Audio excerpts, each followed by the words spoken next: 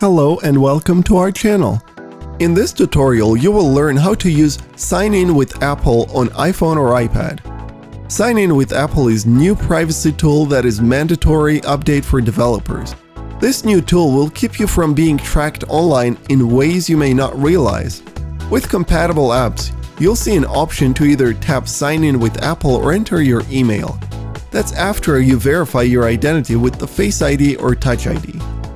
The tool uses your iOS device to verify your credentials instead of social account logins, which could make you vulnerable to being tracked online.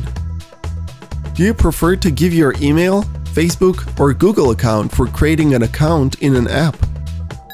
If you liked this video, don't forget to give it a thumbs up and subscribe to our channel, and make sure to press the bell button to be the first to know about our new videos.